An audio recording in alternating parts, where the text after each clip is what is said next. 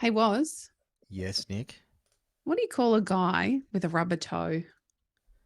I kind of wish I knew the answer, but I kind of hope I don't. Roberto. Right. Dear, oh dear. Hello, listeners.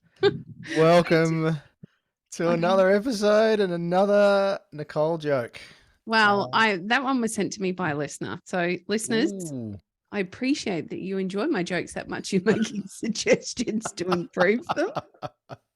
Thank you. I think we did a survey recently, Nicole, on your jokes and the Mhm. podcast, It was and overwhelmingly positive. there was some fairly positive feedback about your jokes, but I'm still convinced that it's just, people like to raise you up in order to, to lower me down a little bit. Just take me down a peg, which is probably deserved, I think. Maybe, perhaps. All right. The So, other night, listeners, one of my sons told me his favourite joke. He said, "What is brown and sticky? Stick." The standards of humour in our family aren't that great. I like that one. I do like that. So our guest has just chimed in as well. This is how good the joke fest is. I'm just going to jump straight in, listeners, and let you know who we've got here in the virtual Tradies and Business studio. Jim Penman, welcome to the show, mate. Yeah, good to be here. I should say welcome back to the show. Now, you were on the podcast when it had a different name and a different incarnation quite a few years ago now. So I'm keen to have another chat with you along with Coxie here. And I guess just get your perspective. For those who don't know who Jim Penman is, maybe you should tell our listeners, mate. Just give them a quick rundown and educate them, because I think they should know, but perhaps just Well, let them know. it's Jim's group. Jim's mowing, Jim's cleaning, Jim's antennas and the rest. Started off as a one-man part-time student lawn mowing business back in 1975, and it's got a bit bigger since then. Just a tiny bit, Jim. Just a bit bigger, yeah. So I think a few people just went, so this is Jim from Jim's. Yeah, that's right. Which I'm sure you've never had before, Jim. Just a couple times. Well, Jim, are you just, or is the Jim's franchise or the Jim's, or is it a corporation company? Is it just based in Australia, or have you branched out into other countries now as well? Well, we've got about just under 400 in New Zealand, and there's a few in Canada. So okay, fantastic. Mostly Australia and New Zealand. So a bit of a shift in direction from the one-man lawn mowing company all the way through to what you're doing now. That's a lot of lessons, a lot of learning to be done along the way around business. Yeah, but the thing I always say, Nicole, is that it's not really one big thing. People make the mistake. They think, hey, suddenly somebody's mowing a lawn, think, what I franchise, and suddenly they're a multi-millionaire. It's thousands and thousands of little everyday decisions. Every day of my life, how do I do this better? Now, whether it's shaving off a few seconds, half a second going around a tree, or how to make franchisees want to stay with us longer, or whatever it is always looking at what you do. And it's just surprising, if you make tiny changes and keep on making them, you end up with something surprisingly more than what you started with. Absolutely. How's that for a clanger straight up in the first 5 minutes of the show? That's fantastic. It is so true. It's something we often say here, actually. It's those little changes that make incremental big change. And I often feel, and I feel there's a real risk, particularly in Australia, we do this well, the whole overnight success. And I don't think it's often thought about the journey to get to that overnight success. Often it's 10, 15, 20 years in the making to have that moment where it seems to all click. Jim, I wonder, in those early days, what were the first kinds of changes or improvements you were looking to make that really started you on this journey that you've been on? Well, I had an aim to do an extremely great job and to do it in the best possible time. So those are the two big focuses. For example, I was one of the first contractors in Australia to have a brush cutter. And it came about because I was very frustrated. I want to make a job perfect. And when you're mowing lawns, the hardest job to get right is the edges. Yeah. So I could do the edges, along the concrete parts with a wheel. That was good. And I could clean it up with my mower, the left-hand side of the mower, suck the grass off, but I couldn't get around the trees and the clotheslines and stuff. And it used to frustrate me. Nobody ever asked, but it used to frustrate me. And you couldn't do it commercially. It was not possible to do that kind of stuff. So when I went into my mower shop one day and I saw this gadget sitting in the corner of the shop, I asked what it was, and he explained what it was. And it was just new from Japan. It was Shikatani, one of the first in the country. Wow. And I bought it on the spot because I had that problem. And I would go out and I would do lawns, and people would say things to me like, I never knew my lawn could look that good. I just do everything. Everything was perfect. If there was a little tiny bit of grass, like a marble, the other side of the front lawn, I'd pick it up and chuck it into the garden. It had to be perfect. And I always wanted it up on time. So I had this unreasonable obsession with making my customers into raving fans. And it's just surprisingly easy to get customers if you do that. It's been a big focus of our conversations recently. Customer-centric businesses that are looking to improve that customer experience do tend to do super well. It's not hard to create a raving fan, particularly in the trades, I think, because so many people aren't making that the focus. The standard of competition is very poor in a lot of times. It's surprisingly bad. And people get wrong. They think that you got to focus on marketing. You do need some marketing, but service is far, far more important. Like one of the best things we ever did in Jim's as a franchise system is put in a customer survey system. And we started doing that about a decade ago, and gradually ramped up the level of service. The level of complaints actually dropped down to a fraction of what they were, because we asked clients directly and put all the processes in place and warning letters and counseling and all the rest of it. And a really surprising thing happened when we started doing that, is the level of leads started to rise dramatically. You know, in the past, I used to have people knocking on doors to find work for my mowing contractors. These days, we get hundreds of thousands of unserviced leads a year. It's an increasing problem. So just amaze customers, and it's quite striking how quickly your business builds. And not only just builds with numbers of customers, with good customers who don't mind paying you well. I can recall as a consumer, it's about 15 years ago now, making a really firm decision that I would shop for service, not for price. And that's in all aspects of my life, right down to where I go for my groceries or my meat. I'm looking for a particular level of service rather than price. And that was about creating better outcomes for me as the consumer. And it has undoubtedly changed the way I enjoy most of the experiences that I have with the businesses that I do deal with. And I think is a great lesson that trade business owners can take, is concentrating on that outcome for the customer will increase then the way they're talking about your business, which naturally increase the lead flow. It's a really quick solution in what is quite a competitive market. And I feel like over the last couple of years, with the changes that we've all seen, we've been very fortunate as tradies to mostly continue to work. And now we're seeing a bit of a drop off, slowly, albeit, but the inquiries aren't coming through like they have. There's a quick way to make a change to that for your business, and that's through concentrating on that experience that you provide the customer, so that they are then raving about you and your business to all and sundry, and suddenly they're making calls. It's a very quick change to make. Jim, how did you, I had an experience recently, and I was at a car show of all things, and in came a Jim's franchisee, and he was a Jim's Jumping Castles, I think it was, or Jim's. Yeah, Jumping Castles is the new one, yes. Is that what it is? Yeah. How on earth, what's the process look like to create a business model that can be applied to various business models? So the overarching, I guess, franchise model must be similar for all of the businesses that it's then able to be applied to, from mowing to dog washing to jumping castles, etc. How do you create that kind of model so that it can be reapplied? Well, it's obvious in a way, because most of what we do is actually to do with business rather than the technicalities. Learning how to mow a lawn or clean a bathroom floor or even do a pest is relatively minor. What really counts is business skills. And we have a system of software and stuff. We spend about $5 million a year on software development. So it's a huge thing for us, which actually apportions jobs in a certain way. So when a customer rings up, we might have 20 franchisees in the area, and maybe only one's taking work or taking that particular service. So we know exactly who to give it to. So there's all this technology, which is common to, it doesn't matter what you do.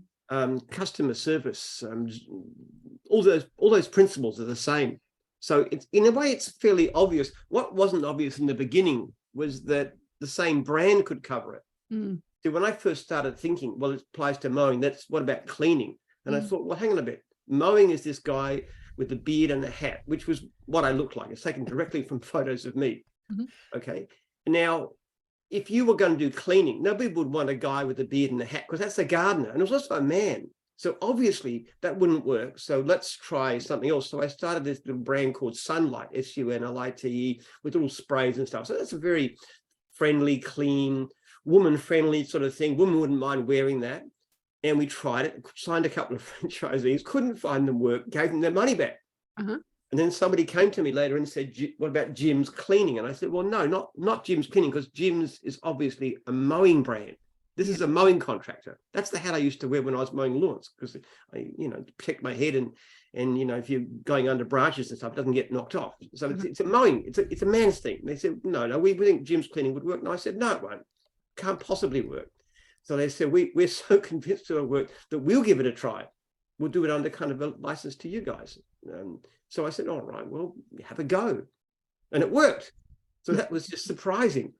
And it's a funny thing that a mowing brand actually does extend. But what happens increasingly these days, of course, is people use more than one service. It's very common that you see somebody who's got a service, and you look up and they've looked at 4 or 5 other different services in the past, which actually makes a lot of difference too, because if we see somebody who's used us a number of times, they're an A-grade customer, and we tend to take them really, really seriously. One of the things that my job actually is, if a customer complains about a problem with the job more than once, they send it directly to me as the CEO of the company, which is, people find surprising, but I do that. And one of the things I will do is I'll look up what jobs they've given us in the past. And if they've been a good client, then we take them, give them a bit of extra care and credibility. Jim, I want to talk about the customer-centric business, and we've talked about raving fans and creating an experience for customers that I guess turns them into our sales and marketing team, really. What about where there's staff involved? Because I see this challenge with our listeners, with our own clients that we work with. There's this mantra that, the customer's first, the customer's is tantamount, and we should be always looking after the customer. But then when we get staff in the mix, who do we take care of first? Because sometimes we have to, not choose, I guess, as business owners, but there's almost like which one is preeminent to the other? So I'd be keen to hear your thoughts on that. Well, there's a saying we have in gyms. In actual fact, when I sent you an email, it was on the bottom of my email. There's a chain. There's a little 3-part saying: our first priority is the welfare of our franchisees. We're also passionate about customers. We sign only franchisees and franchisors we're convinced will succeed. So ultimately, if people come first, and that includes my own staff. My most important people are my franchisees and the people who work for me directly. They're the ones that it's ultimately for. So, when it comes to things like unserviced leads, for example, now it's not good for customers, but I'm not going to ask a franchisee to do a job that's not in their interest to do, because I want to maximize their income first, even if that particular customer gets let down. We have to say no, which is we do a lot, far too much, close to a third of the time, which is unfortunate. Wow. But my franchisees are more important. Also, when it comes to pricing, for example, customers would want a cheap price, but my franchisees want to make good money. So we hit again and again, put your prices up, charge more. If you're knocking back work, add 10% to your quotes. So that's franchisees first. Absolutely. Now, having said that, of course, the way you keep franchisees busy, or, staff in that sense, is by giving fantastic customer service. So there's a lot of pressure in the gym system. And that sometimes leads to a bit of tension, because my franchisees are telling me sometimes that you're giving me so much pressure over complaints that I'm having mental health issues. And I say, yes, well, I appreciate that and I feel for you. But at the same time, if I slackened off and some of my franchisees started lacking work and they couldn't feed their families and couldn't pay their mortgages, that will also cause mental health issues too. So in the end, you really have to understand that to be part of gyms, we want you to be successful. And to do that, you must look after your customers. And again, what I point out to them too is that if you look after your customers, and when you do it on an individual basis, you are far, far more likely to report good income and far less likely to report poor income. Yeah. So one of the things we look at very carefully is attrition rate at gyms. What is your chance of being in business in 12 months after you start? And we know for independents, it's between the chance of being in business after 12 months is around about 5 to 10%, which is why I have enormous respect for anybody who achieves success as an independent. Now, with us, it's about 88%. Wow. We lose about 12% in the first year for all kinds of reasons. But what's interesting is when you look at their survey ratings, whereas the average gym's rating is around 4.7, 4.8 out of a possible 5. People who leave, the average rating is about 4.2. So at every level, whether in getting work in or whether in surviving as an individual, customer service matters. But still, ultimately, it's all about the people. Yes. And I'd say I put my staff in there too. I got wonderful, wonderful staff at my head office. And you know, we will have no hesitation in firing a customer, refusing to do with them if they don't look after my staff or my people properly, because ultimately they're the most important. It seems to be, sorry, Coxie, it seems to be a common thread, Jim, amongst quote unquote successful businesses. I think long-term businesses who have created sustainable results is they have a similar ethos to yourself around, I guess in some sense it's balancing the customer obsession with the care and concern for our own people. But ultimately, when we grow a business, and I'm speaking to our listeners who either have staff or are thinking about expanding their trade business to take on staff, staff aren't just tools in a kit bag.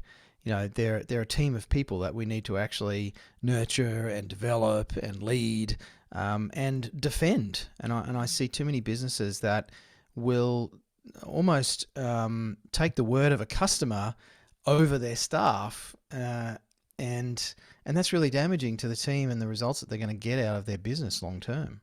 Yes, yeah, you're absolutely right. We have a rating system actually in gyms, as I mentioned, the survey system and also complaints and stuff, which can be very serious if you get too many. But one of my jobs, personal jobs, is deleting unfair complaints. So if a franchisee can show, I not only tried to ring the customer, but I texted them, which is important. Within the 2 hours that we give them, I would take off the complaint. If they go back to a customer and fix the problem and they can show the customer's happy, I'll remove the complaint. Or if the franchisor gets involved and rings the customer and really recognize the customer as being unfair, unreasonable, they've done the right thing, then I will delete the complaint. So we have to treat people very, very fairly.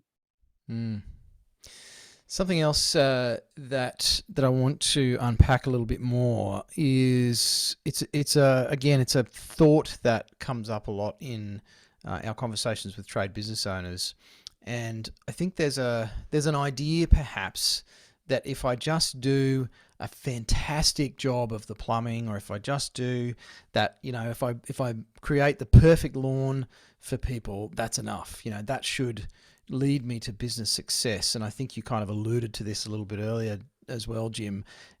Is there more to it than that? And if so, what else is there other than just being a fantastic plumber or a fantastic tiler? Well, there's all kinds of things to do with it. First of all, especially in the beginning, you got to market yourself. Established operators can get in a business, but they don't need it. We have franchisees. Most of the franchisees don't take much work actually, because they're well established in the beginning. So in the beginning, especially, you need to market yourself to find work. It's also very important that you look to your own financial situation. You can have a brilliant franchisee, in our case, who does a great job, but fails because they don't charge enough. And that's a major problem. I actually we spend a lot more time trying to argue and convince franchisees to charge more than we do with getting them to put their prices down. Now, sometimes when they're very new and they're short of work and then they're getting a lot of knockbacks and stuff, we look at them, you know, let's moderate your pricing.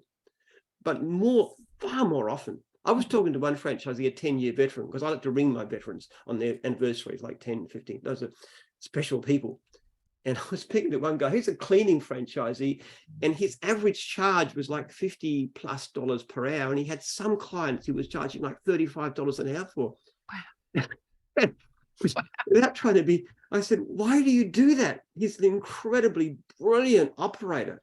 Now, we would recommend at least $60 an hour, at least $1 a minute for any of our people. And this guy's charging below that. And every time he said he had a vacancy, he'd have 5 people wanting to move in.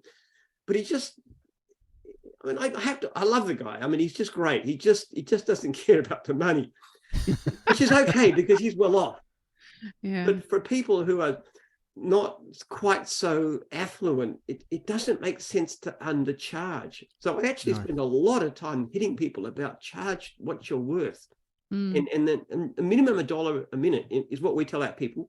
For extras, you know, more. If you're doing, if you're mowing a lawn, you know, maybe charging $1 a minute is fine. But if you're actually cleaning the gutters, you should be looking at a lot more than that.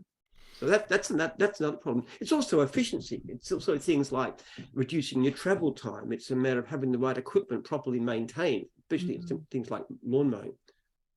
It's also a matter of how you address and how you speak to clients, whether you make clear what you're going to do. I mean, you can do the best job in the world, but if the client doesn't, it's not what the client expects, you haven't really done a good job. It's like one of my Tradies franchisees. He's a brilliant operator. In one case, he was telling me where he was told to given a job to take down this tree, and it was just near the house.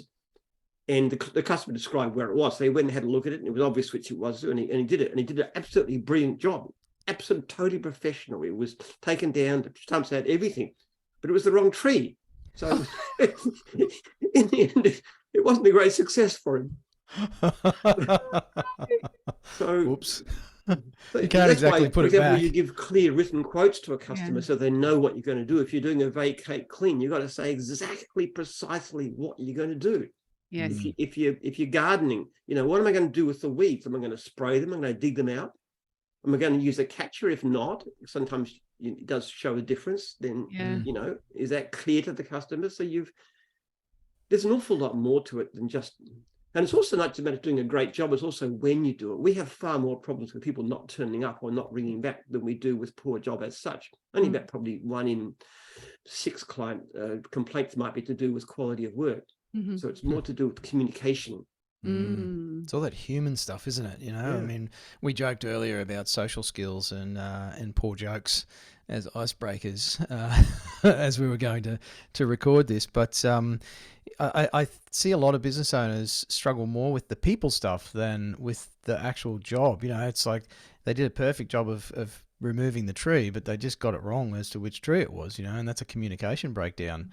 And often not setting expectations clearly with people. And I suspect that's probably, you know, part of the issue with our divorce rates in this country as well, is going into relationships without clear expectations, and then we end up disappointed, or one party does anyway. And so that leads to breakdowns. People are often very deluded on the levels of customer service too. They just don't recognize how bad they are, which is why our system, in a sense, is very hard, because it reflects it back very, very strongly. But like, you got people who are getting warning notices, even breach notices, who just don't think they've done anything wrong. And that's the problem. They just can't see. They say, but my customer service is great. I do a great job. And it's true. There's no complaints about the quality of work. But it's just, you know, I'm just not always completely up on these things about calling customers back and so forth. But but you've got to change that. Or they blame the customers, or they make excuses, and they just can't see it. It's hard. You've got to be, I guess, one of the things that I have, I'm endlessly self-critical. I'm always looking at what I'm doing and say, how can I do it better? What mistake did I make? Okay, this went wrong, but no point in blaming somebody else. What could I have done different? For all of our clients that are listening, that is the perfect demonstration of above and below the line. Please rewind, listen to that again. It's a perfect demonstration of how important it is to take ownership of your own behavior and how you've contributed to any situation. We divide our franchisees into 3 basic groups. You've got gold franchisees who are always looking to say, what can I do better? They're what we call bronze franchisees. And the gold franchisee is the kind of person that would succeed even as independent. And they tend to be the leaders, and they tend to have workers and become franchisors and stuff. Then you have bronze, which are people that can listen when you actually explain to them, and they will follow along, but probably wouldn't succeed in business for themselves. Mm-hmm. And then you have lead franchisees. And a lead franchisee is someone who just won't listen. Yep. They always blame somebody else. They say, well, no, it's not me not turning customers. It's the fact that you should give me more leads. Or, I should get better support. They will not look at what they do at all. And that's why they tend to fail. How do you deal with them, Jim? I can imagine that must be an issue for the business model. How do you deal with that kind of behavior or that kind of attitude? Well, you don't give up easily. As Yep. soon as the person signs, if we see any sign at all of that kind of attitude in person who hasn't signed yet, even if they've done full training, we will just say, no, you can't join. Mm-hmm. Once they join, you have a very strong obligation to help them, and you just try and you try and you try. And in the end, they go through the process and breach notices and all the rest of it. And in the end, we just have to let them go, and they can go and do it independently if they can survive. It's very hard. It's very disappointing. That's one of the why in that little 3-part thing I mentioned to you, we sign only franchisees and franchisors we're convinced will succeed, because one of the things that you do, you try really hard to try and pick it up from the beginning. There was one case just recently where a prospective franchisee was just very argumentative and not listening to one of my franchisors, and they were refused the franchise. He said, you can't have it. And then he appealed to me. And I heard the story, and I said, the franchisor, it's the right decision. If they won't listen to you now, they're not going to listen to you when you start and things go wrong, because they'll always want to say, I'm right, you're wrong. And that's not a good attitude for business. The good attitude of business is, what can I do better? It's a big risk to something as big as what you've created. To, one bad franchisee or franchisor could really be the undoing, I guess. So I guess the key would be that support that you speak about, but also acting swiftly. And it sounds like you've created the procedures and the structure to be able to provide that support and the feedback very quickly so that changes can be made. Well, actually, I tell you what, by the end of this year, we've got some new software coming out for individual franchisees, which I'm confident that will drop our complaint rate by at least 50%. Wow. Putting in processes and systems and instant feedback if a franchisee doesn't actually return a call promptly. The ability for clients to book in jobs directly to the franchisee's diary, those kinds of things. Just trying to get around looking at all the problems we have with complaints. Now, if we can do that, and I'm confident we will see our leads skyrocket because the relatively few cases we have, the small minority cases where things go wrong, would happen much less often. Jim, clearly you're extremely business-minded, and I'm banking that you've always been this way. How did you learn the business lessons that you're now imparting on your franchisees and franchisors? Look, a lot of it's temperament. I have I suppose I'm a committed Christian, and I have that kind of view that I need to be better as a person. We're very conscious of our own failings before God and our fellow men, so our fellow human beings. So that tendency to look from within and say, what could I do better? Also, things like the way we consider franchisees, as we consider ourselves to be servants of the franchisees. They're their primary clients. That comes back to Jesus washing his disciples' feet, that kind of lesson. So there's very fundamental matters of character and attitude that I have. And people sometimes ask me, am I proud of what I've developed? And I said, well, in a sense, yes, but it's good to have nearly 5,000 franchisees. But the thing I'm most proud of is when I see franchisees and franchisors acting in a similar fashion. Like, our franchisors are actually amazing people. They will often argue with us about trying to get their franchisees lower, even though that's their income.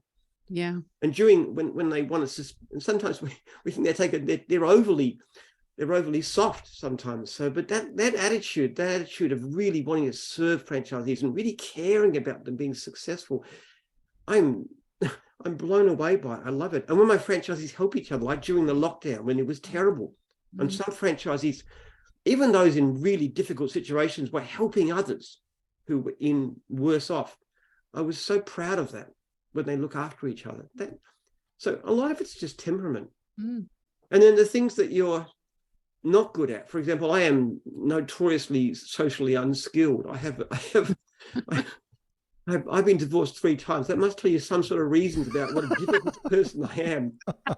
And it was my wife's decision, not mine, basically.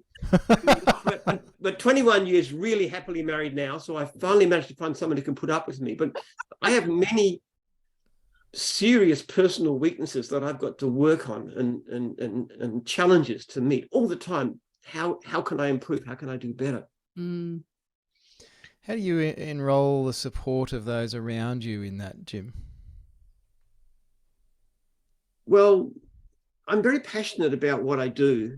I mean, I guess that tends to rub off on people. People tend to look at you and pick up your attitudes. And if you're in the kind of thing that says, only my money is important, well, that'll come about. But I think most people in gyms share that kind of mission attitude. We're there for a purpose. We're there to help other people. That's our primary objective. And you show by your actions as well as what you say that people matter. Like, for example, there was a case recently, I'm talking about franchising with Gardner Homes, where the master franchisees got to the end of their term and the franchisor wants to step in and take their business from them. And they're fighting a legal case. Now, that to me seems incredibly insane. I mean, it's just so grossly unfair. Nobody in gyms would ever dream of doing a thing like that. If we terminate a franchisor or a franchisee, or particularly a franchisor because their business is worth a lot of money, they always give them a chance to sell. I mean, it's not even in the contract, but though actually I'm writing it in because I think it should be there. But why would you even think of doing something different? So when you act in a certain way, and when you always show by your attitude and by your passion that something's important, people will tend to catch up on that. And also the people that are drawn to you are the people believe. I have a book called Every Customer a Fan, which we give out quite freely. It's all over the place. We just give away copies to everybody who wants it, because it's a statement of my history and what we did and why we did it. And it's just interesting. Many years ago, a lady called Sharon she was a hospital administrator, and she was thinking of buying a cleaning franchise. And but then she thought, well, hang on a bit, I'm an administrator with a white collar job. Why would I be a cleaner? Because that's kind of like going down in a sense. And then somebody gave her a copy of my book and she read it. And she said, I like that attitude, that guy's attitude. She never met me at the time. I said, I like the attitude. So she bought a franchise. A few months later, she bought the master franchise. Then she became an incredibly successful franchisor. She's now running the dog wash division, and she's a wonderful, wonderful lady. But the thing about Sharon is she really, really cares. She's got the biggest heart you could imagine. But she was drawn. And I often say, if every book we ever got printed just bought as Sharon Connell, it'd be worth it. She was attracted to the culture of the company. And I think to a certain extent, you indoctrinate people. We call it gymifying them. They come to training, they become gymified. But it's also because you try to attract the kind of people that really believe in what you believe. This is a mission-oriented company. We're not in it to make money for Jim. We're in it because we care about our people. Yeah. And Jim does all right. I'm not poor, but it's never the top priority. There's a lot of books in that bookcase behind you for our listeners on the podcast. Jim has an impressive library behind him. So books aren't cheap these days, mate. No. Well, I would probably read or listen to 2 to 3 books a week, Wow. as well as other things as well. I'm a massive inveterate reader, book listener. It's great. I'm just finished reading a book called of Boys and Men, talking about the problems men have in the modern world and so forth. I love learning and listening. It's fun. It's great.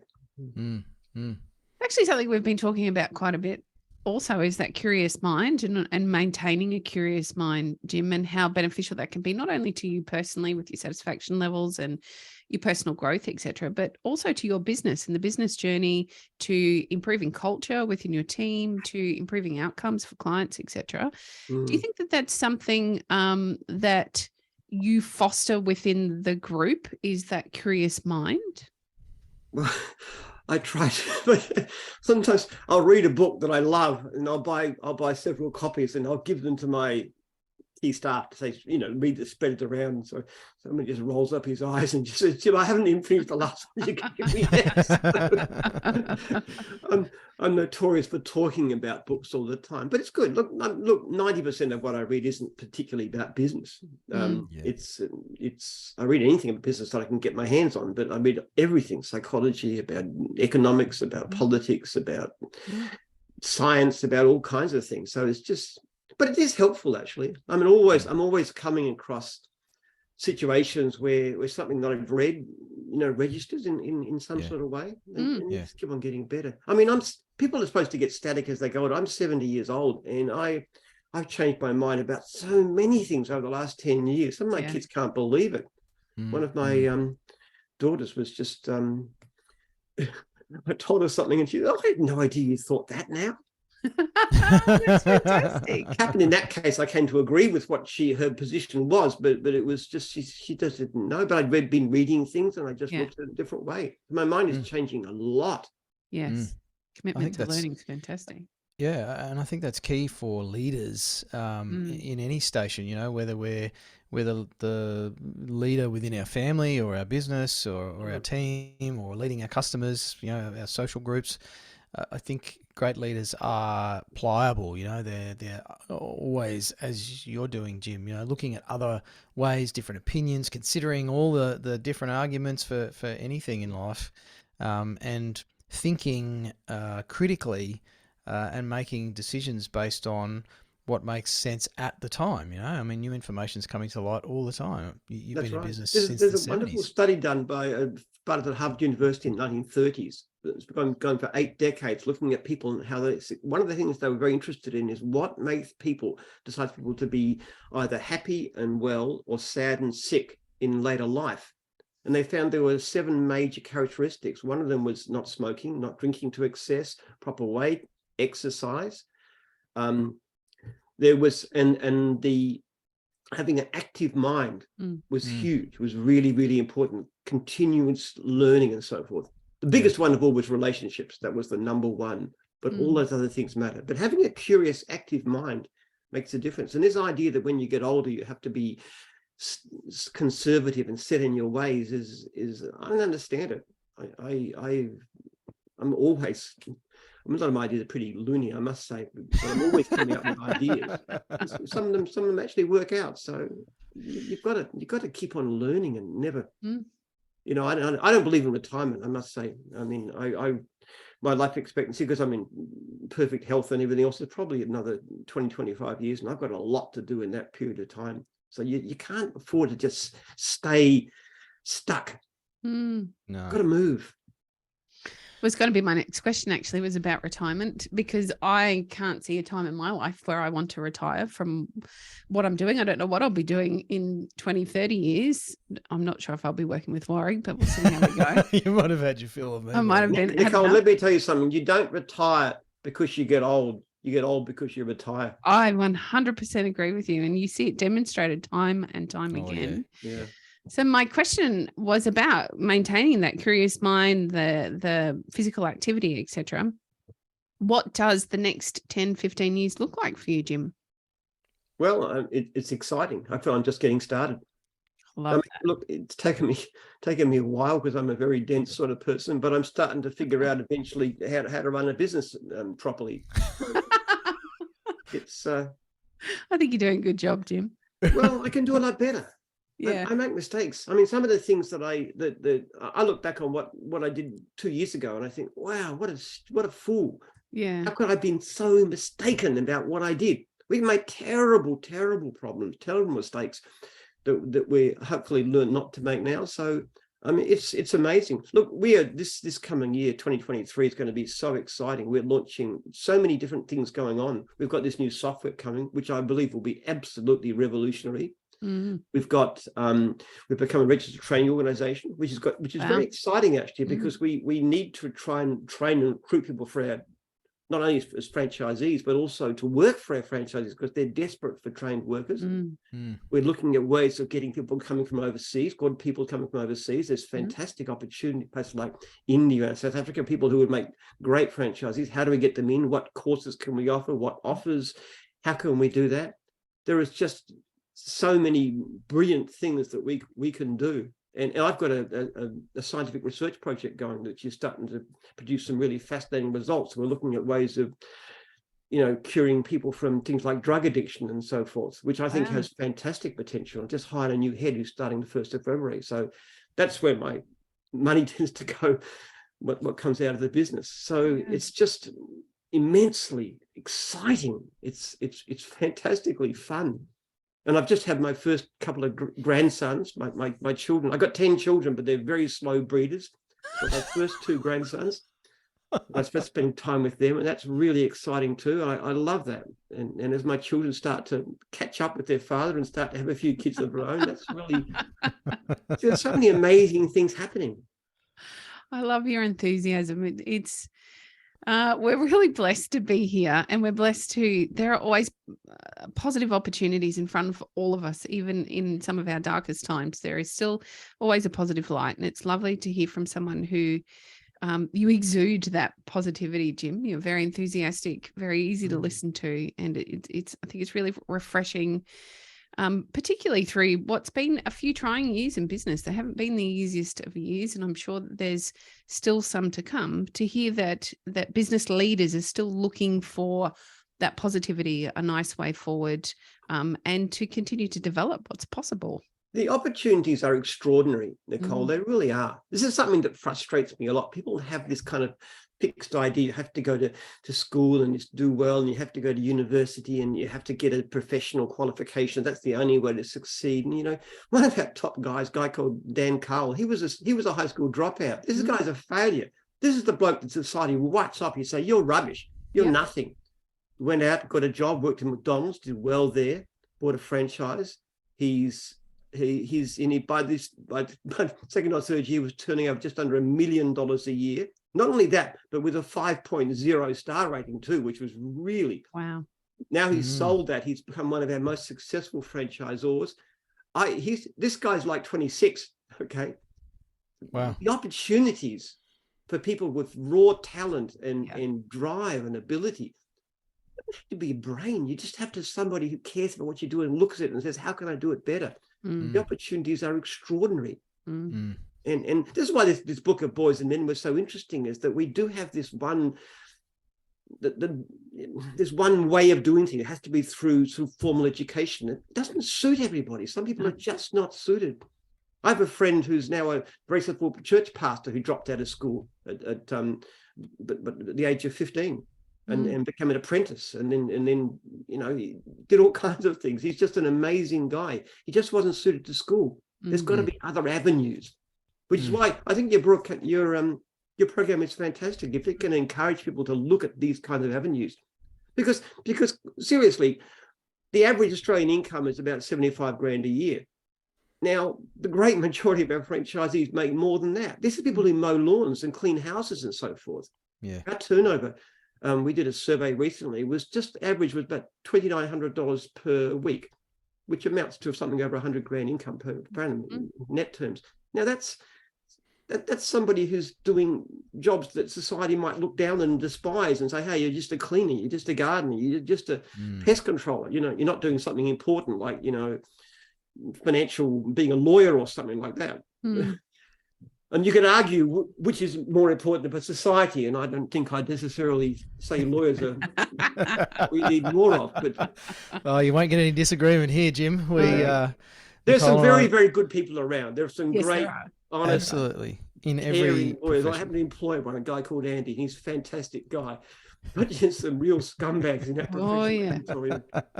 I have to be honest, my cleaner is probably the most important person in our family. I could not live without her. She does a fantastic job of helping our family function. This stuff is so integral to my quality of life. So I'm certainly not a subscriber of looking down on anyone, actually. Full stop. However, I understand what you're saying, and I believe that that's been a connotation for many years. I do see that changing, though, of recent times. I see a lot more respect being given for the outcome that these people create. My quality of life would be very vastly different if I did not have some of the assistance I have, from our gardener to the cleaner to the people that come and do the cars. without them, I can't function well enough to do what I do on a daily basis. So yeah, absolutely, yeah. they're a really crucial part. A lot of people can't do these things for Extremely. themselves. It's very important to have somebody who does the job well, who's professional, who's organized, on time, who's honest.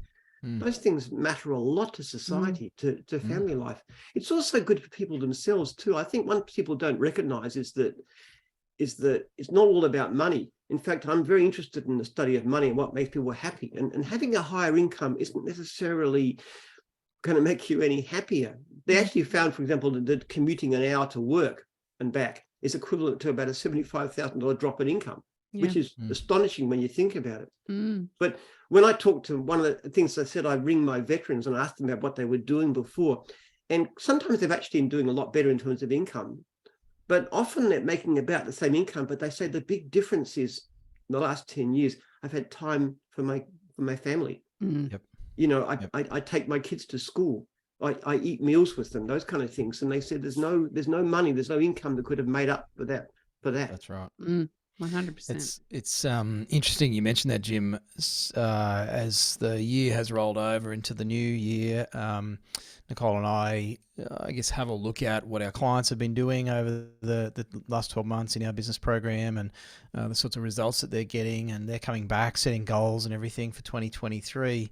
And for, well, I don't understand all the reasons, but I suspect it's Nicole's and my values perhaps projecting onto our team, in inverted commas, which includes all of our clients. And a lot of them are talking about their goals and their successes and their wins, not in terms of the extra profit they've made. And some of them have made spectacular increases in their profit. But what they're actually talking about is the fact that they took 4 weeks holiday over Christmas for the first time ever in business. Or, you know, they're making a commitment to pick the kids up from school twice a week. And this is the dad who's normally out on the tools, you know, busting his backside. And they're the things that people are valuing more and more is the, you know, the stuff of life. It's what life is actually all about. Sure, we need money to live in this modern world, but having all the money in the bank, as many of us, I think we know the theory, but in practice, a lot of us get swept up in the BS on social media and mainstream media around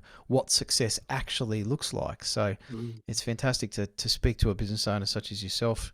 Well, it's the biggest mythology is that to become happy, you need to have more stuff. You need to have a big, better house, a bigger car, better clothes. They've actually found that there has no relationship to success. Now, money is good in some ways, for example, but it's much better spent on experiences. Yes. Like if you're going out with friends, this kind of thing, or going on a family trip or something, that's actually a lot more positive. The most positive thing you can do with money, strangely enough, is to give it away. Because to something you're involved with. They say that creates more happiness. Yes. They actually did a little experiment, this is one of many, where they gave people some money, small amount of money, and they had 2 instructions: either spend it on yourself or spend it on somebody else. And then they looked at the results, and the people who spent it on somebody else were far happier than those who spent it on themselves, which is interesting, isn't it? See, money can buy you happiness. You just got to give it to other people. You just got to spend it in the right way. There was a wonderful saying that goes, "No other success can compensate for failure in the home." And I love that. So true. And I live by it. I take my son, he's got my 13-year-old son, my youngest son, to school every day and pick him up from school. And that's time we just talk. And during the holidays, we go out for lunch quite often. That's nice. And that's more valuable than anything. Yeah, absolutely. And the wonderful thing about my job is that I've always been able to do that. And I never, it's not worth, nothing is worth losing your family. Nothing is worth losing your best relationships too. No, I agree. That's right. Well, I don't think I'm going to bother asking you my usual question, Jim, which is, one piece of advice for our listeners, because you've given so many pieces of advice. I don't think we could boil it down. And again, I'm looking at all those books on your shelf and thinking, I reckon you've read every single one of them. Well, that's true, but it's only a fraction though. Mostly on my iPad these days, on my phone. You know, this thing here is chock full of talking books, and it's. Yeah, I don't know, but it's good. It's good. People actually, it's very accessible these days. Because one of the things as a trader you can do, and I would have loved to do it when I was mowing lawn, especially if we had the battery mowers in those days. Just listen to stuff all the time. Yeah. You're driving between jobs, you can listen to something, and That's you can right. always learn more. There's wonderful stuff around. There's podcasts like yours. Podcasts are fantastic. There's so much good stuff around that you can listen to, and sometimes it repeats itself, but then you hear a thing again and again, and suddenly it sort of sinks into this thick head and said, okay, yeah, but I do need to do this. You know, even little things. You know, one of the things I started doing recently is talking to strangers. Now, that might seem odd, but I was reading about it, and I was reading about people given this little experiment, you know, go and talk to strangers. And they all thought at the beginning that would make them feel worse, and they thought it would feel better. So just in the past few weeks, I've been trying this. So I go to the supermarket and I see somebody with a little baby, and I say, oh, you know, isn't that a beautiful baby? Or he's so angelic. So isn't that great? Just things like that. Or I was taking out ice creams, and there was a lady at the same thing. I was like, it's good stuff, isn't it? But not good for you. We just had a little laugh together. It's a funny thing. Now, that's just something I started in the first month. I've read about it. I thought I'd trial it out, and it's good. It's good. And my son, who's with me, thinks I'm pretty weird. How can you do that? But it's just a good feeling. I felt good about it. Yeah. Yeah. And that's thousands of little things that you see and you try. And lately I try and make more effort to make contact with people proactively instead of just waiting for them to talk to me. So I see all kinds of things, always trying new stuff, learning new things, trying new ideas, always looking and saying, how can I do this better?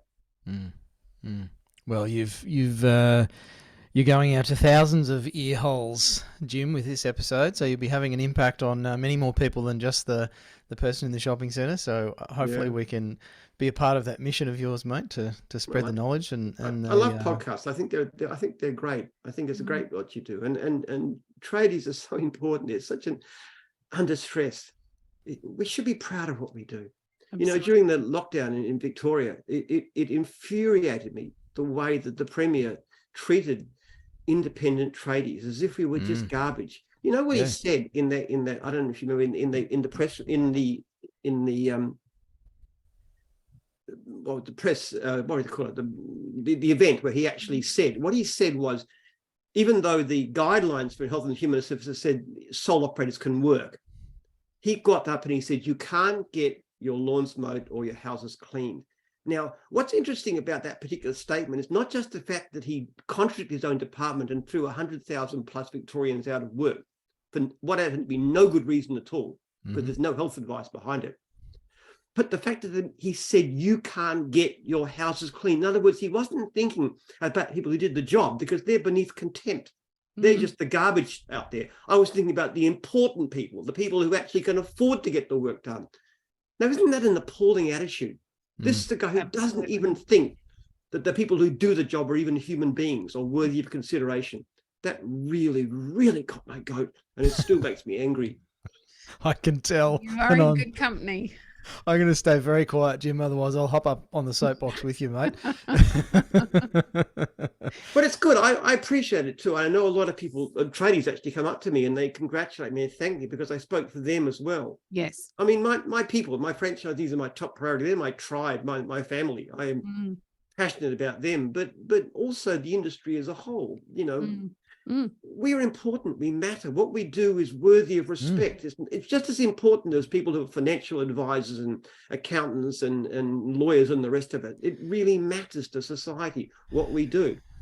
And I would argue even more so, Jim. I mean, there's a slogan that was coined years ago, and it still floats around: "Without trucks, Australia stops." Yeah, and I actually think we should change it to "Without tradies, Australia stops," because accountants aren't going to be able to go to their office and move money around and tell tax stories if the power's not working or there's no water and sanitation services or building services. I mean, the trades and the services are essential to the way we all live our lives, and yet there's still this derision of them in the media. And Nick and I get on our soapbox about this quite a lot, the tradie bashing, and I would include all of your franchisees as tradies, as trades. They're all service trades. I'm proud of it, and I'm a tradie myself. I actually spent 10 years at university, getting myself a PhD in history, but I'm a tradie. That's my business. Yeah. It's my livelihood, and and it matters.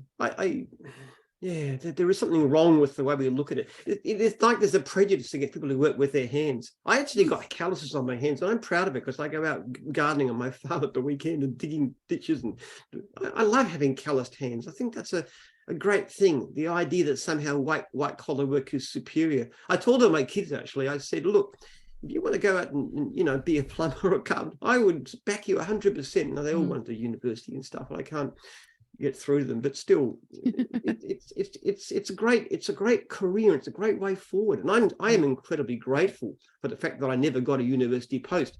My ideas were too wild and radical to have any chance of that. So I had to turn my part-time lawnmower business into something great. But what a great life that's given me. Yes, how much opportunities I've had. It's been absolutely wonderful.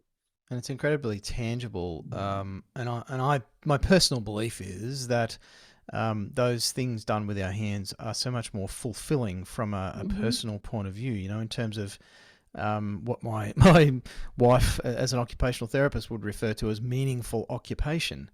They're all things done with our hands. Yes, we're using our minds, whether it's playing a musical instrument or weaving a blanket or building a chook house or whatever our chosen meaningful occupation is.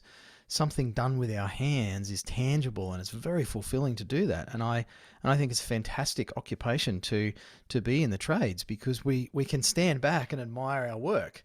But my past life in finance, there was very little I could stand back and admire, other than the fact that there was piles of paperwork on a desk. It's great work. It's healthy. It gives you an opportunity to have a flexible lifestyle, which is great for family. And if you really want to be successful, I tell you what, there's a lot better opportunities in the trades. There's a wonderful book called The Millionaire Next Door, which is about Americans and looking at what the typical American millionaire is. And they are not a lawyer or a doctor or a financial advisor. They're especially tradies. They're people like me with fairly base. They were describing one situation where they had a meal set out for these millionaires, and there was all this caviar and rich food and everything else. And this guy didn't want it. They just wanted beer and the hamburger and stuff. Barbecue. But it was the journalist that ate all the fancy food, because that was their kind of thing.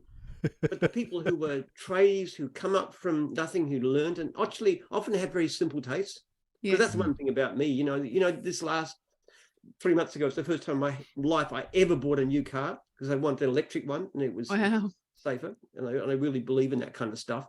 But I've always had old cars. I buy my clothes from Kmart and wear them until I got holes in them. If I go out, I love going to a local pizza joint. I mean, I just like a normal lifestyle. And I having huge amounts of money in that posh, upper crusty, I don't like it. It's not good. There is the everyday life of an Australian, and I think tradies have got that in spades. It's a fantastic way to make a living and making a future. And I wish more of our young people, especially the kids, the boys, would look at this and say, "Hey, there's a real potential in this. I can be something great. I can be a great father. I can have time with my kids. I can provide a good livelihood for me, and I can succeed, and I can do whatever I want to, like Dan Carl. And I can do so much if I want to." All right, like one of my favorite franchisees is a guy. He works 3 days a week. He's the mowing guy in Adelaide. Works 3 days a week. You know what he does with the rest of his time? He goes out and spends time with the homeless. Wow. Goes out and just talks to them and finds out what they need, and just listens to them, and then sees what help he can give them.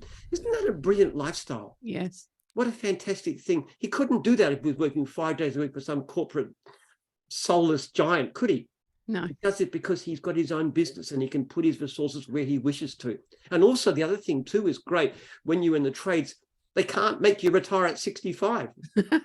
They cannot. You've got your own business. Who's going to fire me? I mean, some people might like to, but honestly, in my business, they can't do it.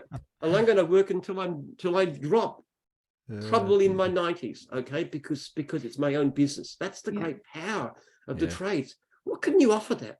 My mother was a school teacher, and they forced her out at 65 just because she worked for the government. But you can't do that to a tradie. No. Jim, I could listen to you and your opinions all day, I reckon, but I'm sure you've got plenty to do as well. No, it's a pleasure. I love talking about it. It's really fun. And have you got any final thoughts you'd like to share with our independent trade business owners that listen to these episodes every week? But people, I just take my hat off to you. I really respect what you do. It's not easy to get going. It isn't. But what you're doing is a fantastic thing. And if you succeed, you are great. You're great people. You've really done something extraordinary. Oh, I have to say, if you ever decide to make it easy and come across to Jim's, I'll do everything I can to give you a free franchise. I love that. Because we'd love to have you with us. But God bless you. And pre-educated, all the Jim. best of success. That's wonderful. I love that. Jim, it's been an absolute pleasure. Thank you so much for your time today. Okay, you're welcome. Thank you. Very grateful.